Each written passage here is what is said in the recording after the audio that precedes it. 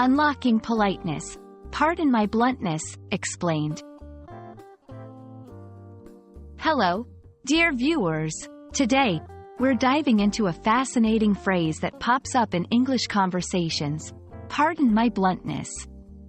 It's a phrase that can smooth over social interactions, and understanding it can greatly enhance your communication skills in English.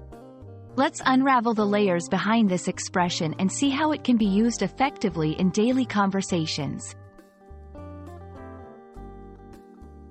When someone says, "Pardon my bluntness," they are essentially asking for your forgiveness in advance because they are about to make a statement that is very direct, straightforward, and potentially a little too honest.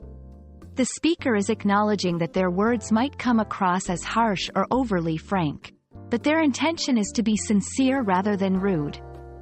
This phrase is a polite way to signal that no offense is meant by the forthcoming directness. This phrase serves multiple purposes in communication. First, it shows self-awareness by the speaker about the nature of their message.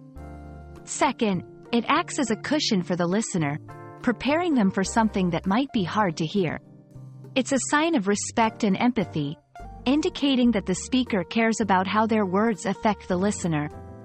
Lastly, it can also help to mitigate potential offense, making it easier to discuss sensitive topics openly and honestly. Let's see how "pardon my bluntness" can be used in different scenarios. In the workplace, "Pardon my bluntness, but I believe your recent report lacked the depth we usually expect. Could we discuss how to improve it?" In personal relationships, "Pardon my bluntness, but I've noticed you've been avoiding me lately. Is everything okay between us?" In feedback sessions, "Pardon my bluntness, but your presentation could have been more engaging. Perhaps adding some interactive elements might help." In each of these examples, the phrase helps to introduce a difficult topic in a manner that is open and respectful, yet straightforward. "Pardon my bluntness" is best used in situations where honesty is necessary but you want to maintain a polite and considerate tone. Here are a few tips on using it effectively. Be genuine. Only use this phrase if you genuinely care about not offending the other person. Follow through with sensitivity. After using this phrase, ensure your statement is constructive and not just critical. Read the room. Make sure the situation is appropriate for such directness. Not all contexts may welcome blunt honesty, even with a polite preface.